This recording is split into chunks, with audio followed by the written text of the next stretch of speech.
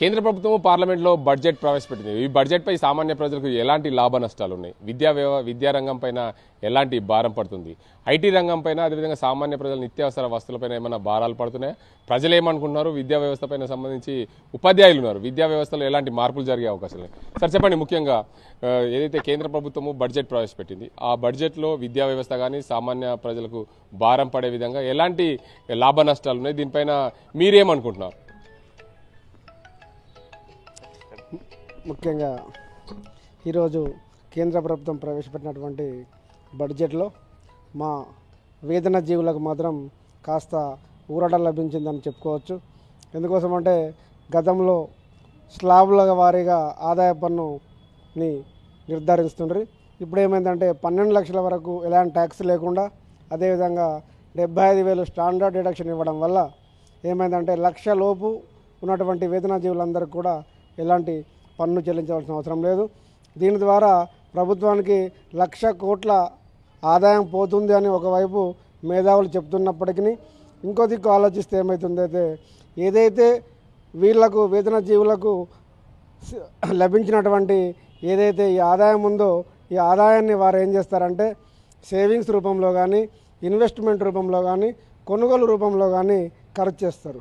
ఆ ఖర్చు తిరిగి ఏమవుతుందంటే ప్రభుత్వానికి ఆదాయ రూపంలో, జీఎస్టీ రూపంలో, సేల్ ట్యాక్స్ రూపంలో లభిస్తుంది. దాని ద్వారా ప్రజల కొనుగోలు శక్తి పెరిగి ప్రభుత్వం ఆదాయము ఎక్కువగా సంపాదించుకునే అవకాశం ఉంది. గతంలో కార్పొరేట్ వ్యవస్థకు ఎక్కువ శాతం ఏం చేస్తున్నారంటే పన్నుల్లో రాయితీ ప్రకటిస్తున్నారు. మరి ఆ విధంగా ప్రకటించడం వల్ల ప్రభుత్వం ఏదైతే అనుకున్నదో వారికి ఉపాధి కానీ, అదేవిధంగా ఉద్యోగ అవకాశాలు కల్పించడం కానీ, వృద్ధి రేటు పెరుగుతుందని అనుకున్నారు.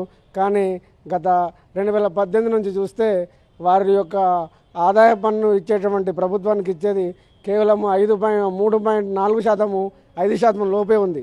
అదే ఉద్యోగుల ద్వారా లభించేటువంటి పన్ను, ఉద్యోగుల ద్వారా కానీ, ఆదాయ పన్ను వ్యాపారస్తుల ద్వారా కానీ వచ్చే ఆదాయ పన్ను మాత్రము సుమారు 5 నుంచి 10% పెరిగింది. దీని ద్వారా ప్రభుత్వం ఏం ఆలోచించిందంటే, మరి కార్పొరేట్ వ్యవస్థలకు ఇచ్చే ఏదైతే రాయితీలు తగ్గించి వీరికి ఇస్తే ప్రభుత్వ ఆర్థిక వ్యవస్థ బాగుపడుతుందని ప్రభుత్వం నిర్ణయం తీసుకోవడం జరిగింది.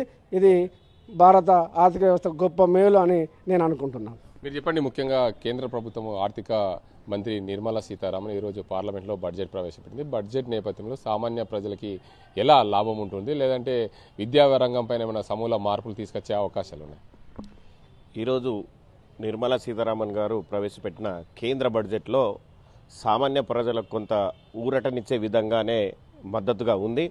కానీ వేతన జీవులకు మాత్రం అతి తక్కువ స్వల్ప ప్రయోజనమే జరిగింది.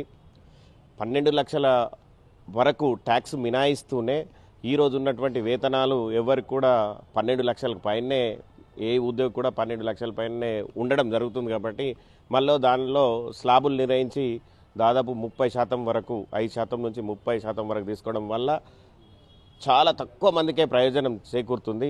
కేవలం 1 లక్షలోపు ఆదాయం ఉన్నవారికి మాత్రమే ఇది లాభకరంగా ఉంటుంది. కాబట్టి ఇంకా కూడా కొద్దిగా దీన్ని ఎన్హాన్స్ చేసి స్లాబ్ రేట్లో కొద్దిగా తక్కువ పర్సెంటేజ్ ట్యాక్స్ ఇచ్చిన పడితే మరి వేతనం చేసే వారికి ఇతరత్ర ఎలాంటి ఆర్థిక ప్రయోజనాలు కూడా పనులు ఉండవు. కాబట్టి కేవలం వేతనం మీదనే బతుకుతారు. కాబట్టి ఈరోజున్న పరిస్థితుల్లో 12 నెలలు పనిచేస్తే 1 నెలకు వేతనంకు పైగా ట్యాక్స్ కట్టడానికి పోతుంది. కాబట్టి ఈ విధంగా కొద్దిగా కేంద్ర ప్రభుత్వం ఆలోచిస్తే బాగుంటుందేమో.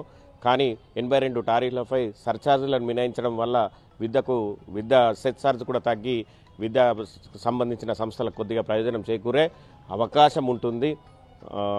అంతేకాకుండా సోలార్లను, రక్షిత మంచినీటి కోసం చాలా రకాలైనటువంటి పథకాలు, సబ్సిడీలు చేకూర్చడం ద్వారా ప్రజలకు మంచి జరిగే అవకాశం కూడా ఉందని మనం చెప్పవచ్చు. అయితే ముఖ్యంగా చెప్పండి, బడ్జెట్ వల్ల ఏదైతే గతంలో చూసుకుంటే జీఎస్టీ ఇవన్నీ కూడా సామాన్య ప్రజల మీద భారం పడే విధంగా ఉండే, ఈ బడ్జెట్లో సామాన్య ప్రజలకు ఎలాంటి లాభం చేకూరే విధంగా ఈ బడ్జెట్ ఉంది?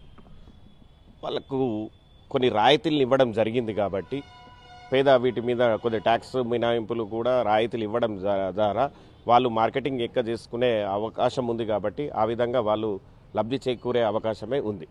అయితే ముఖ్యంగా చెప్పండి, ఏదైతే కేంద్ర ప్రభుత్వము విద్యా వ్యవస్థని సమూల మార్పులు తెచ్చే విధంగా ప్రయత్నాలు చేస్తామని, అంటే ఎలాంటి మార్పులు తెస్తుంది అనుకుంటున్నారు? అయితే కేటాయింపుల్లో భాగం చూస్తే గత బడ్జెట్లో 1,21,000 కోట్ల నిధుల్ని విద్యారంగానికి కేటాయిస్తే ఈ సంవత్సరము ఈ బడ్జెట్లో 1,29,00,000 కోట్ల బడ్జెట్ని కేటాయించడం జరిగింది. దాన్ని ఉన్నత విద్యకు 50,000 కోట్లకు పైగా 50 లక్షల కోట్లకు పైగా కేటాయించడం వల్ల నిజంగా విద్యా వ్యవస్థ కొద్దిగా అనుకూలమైన శుభపరిణామంగానే చెప్పవచ్చు. దీనివల్ల విద్యా వ్యవస్థలో సమూలమైన మార్పులు వచ్చి ప్రాథమిక అవసరాలు కూడా తీర్చే విధంగా ఈ కేటాయించడం జరిగింది.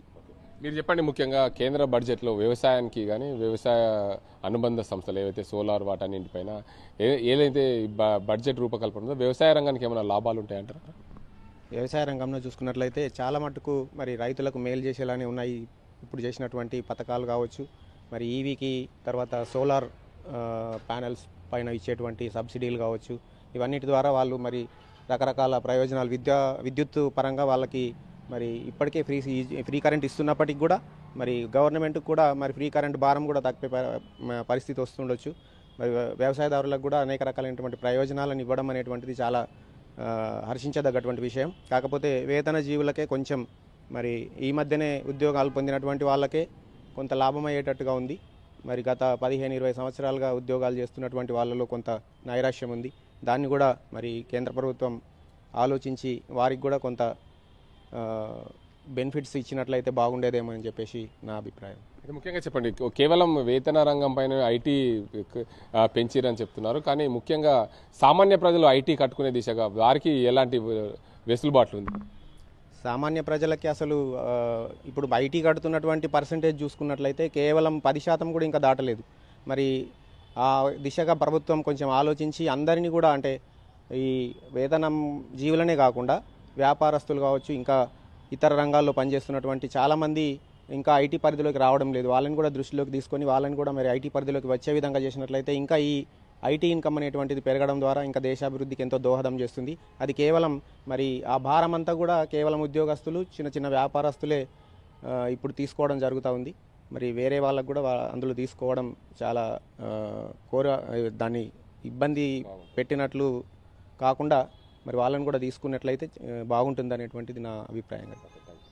మొత్తంగా చూసుకోవచ్చు, కేంద్ర ప్రభుత్వము ప్రవేశపెట్టిన బడ్జెట్ ఏదైతే ఉందో ఇది వేతన జీవులకు కొంచెం అధిక భారంగా అయ్యే విధంగా ఉంది. ఎందుకంటే 5% నుండి 30% వరకు ఏదైతే స్లాబులు పెంచారో ఆ స్లాబుల వల్ల ప్రతి ఒక్కరికి ప్రభుత్వ రంగ సంస్థల్లో పనిచేస్తే ప్రతి ఒక్క ఉద్యోగి ₹1,00,000 పైనే జీతం ఉంది. కాబట్టి వారందరికీ కూడా అధిక భారమయ్యే పడుతుంది.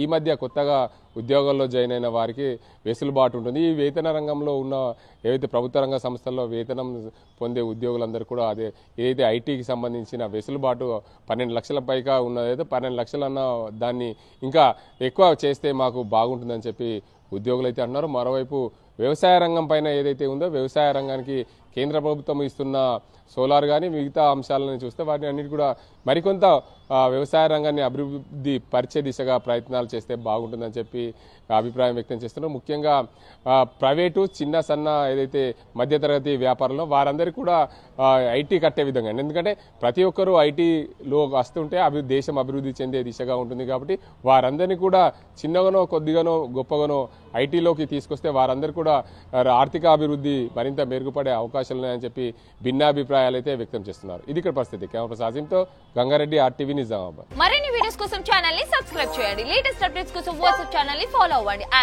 లింక్ డిస్క్రిప్షన్ లో ఉంది.